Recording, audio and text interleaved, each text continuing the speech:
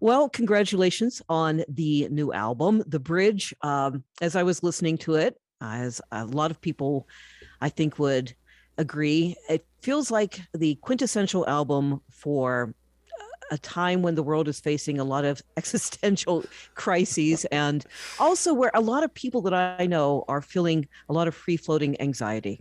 So, whatever it is that's haunting you at night, there's probably a companion song for you on this album. That's a wonderfully astute thing to say because I had the same feeling when I wrote it. All of the characters I'm writing about are in some kind of transition between life and death, between health and sickness, between relationships, between worlds, and looking for somewhere safer and somewhere more secure. And that's the metaphor of the bridge, of course. So if you are in that state, and I think we all are, then this album does actually satisfy that need for me as well. Well, your music has always really called from literary sources. And in this album, I picked up some biblical references, which I don't know if that's been in your music in the past. But as you go along in your life, do your resources, where the music comes from, where the metaphors come from, do those change for you? I come from a religious household as a kid. I read the Bible a lot, so I think it's an amazing resource, the Bible, whether you're religious or not. The King James Bible, the translation, the Jacobean translation, is some of the best English next to Shakespeare that you could actually ever read. The music and the rhythms and the stories are fantastic. And that was always a resource for me. I think the parables are, they're great stories. So as an artist, of course, I will use them, and I have for most of my career. And as the parables, as you read them too, there is a rhythm to the language that Yeah, I yeah. would imagine would be fun to build a song around. Well, I've done it a lot, so I steal from the best. Well, something else, whenever you're somebody who's traveled the world the way that you have so extensively, 45 years or more, there's always, the stimulus is always coming at you. And yet you hit a wall called a pandemic, and suddenly there's isolation. So, how does that impact what you write about or even what you do with the music? Well, making an album and being cloistered in a studio for months on end is much the same as being in lockdown. So it's the kind of thing musicians are used to doing. I was lucky to have a studio in my house so that when the pandemic came along, I just moved my work cycle along a bit and said, okay, now when I'm going to make a record, we're going to use it as an opportunity and not an imposition. So I was fortunate in that sense, but I knew I needed to at least attempt to write music. Does it challenge you in that you're so isolated, though, from other people that you would be working with on the album? No, I mean I have enough life experience. I've lived enough years to bring those experiences into the studio. I don't need to go out and be on the street to write a song. It does take a certain amount of reflection and quietude, and so the studio is the ideal place to do that. Well, you're talking about reflection, and one of the things I think that's amazing about keeping a journal is you live a long life. There's only so many memories that you actually can conjure up at any given time. If you keep a journal, you go back and you say, "Oh, I forgot about that," Yeah, or yeah. "I don't even recognize myself. I that's not how I feel now."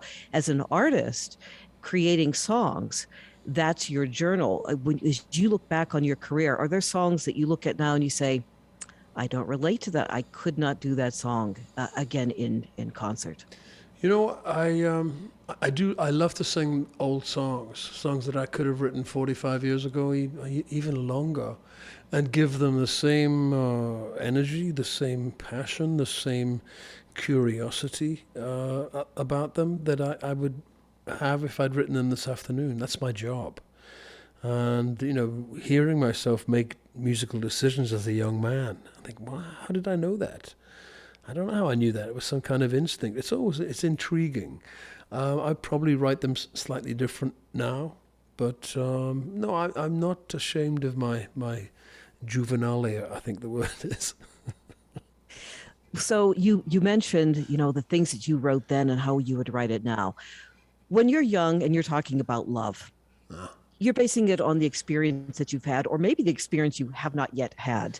And maybe it's a bit bombastic, or maybe it's, a little bit of prideful stuff, or maybe it's insecurity. The love songs in this record, and there seem to be quite a bit, are based almost more like they're lived in love, and there seems to be a base of humility to them.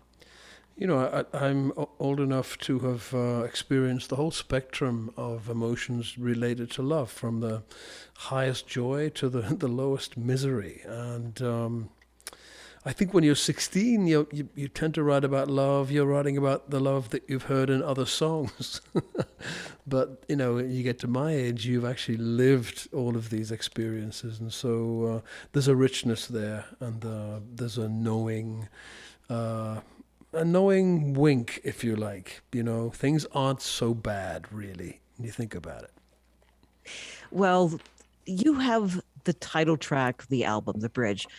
Obviously, there are all kinds of bridges in this album. There's a lot of flowing water in this record, but I really wanted to focus in on the title track, the bridge. Mm-hmm. A friend of mine said, to me, this is the song that really jumped out and grabbed me. Mm-hmm.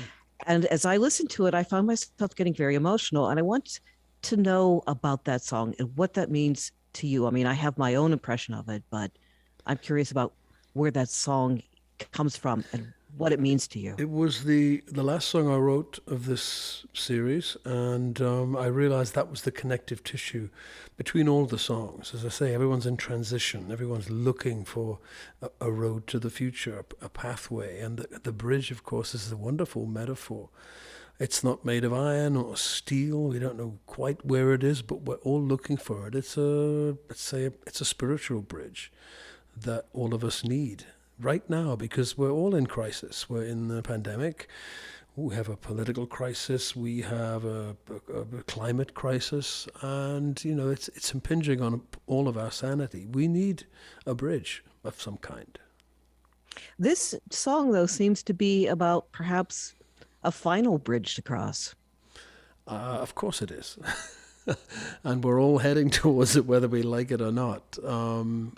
And I think there's an acceptance in the song that is a useful one. Accepting the inevitable. I mean, that's not to be morbid at all. I think accepting that makes your life richer, because it's finite. It doesn't go on forever. So it seems to me, as I'm talking to you here, that despite everything, you are maintaining a positive attitude, Mm-hmm. So what advice would you give to people to say, you've got to buck up, you have to keep believing? That's been my strategy in life, to be optimistic.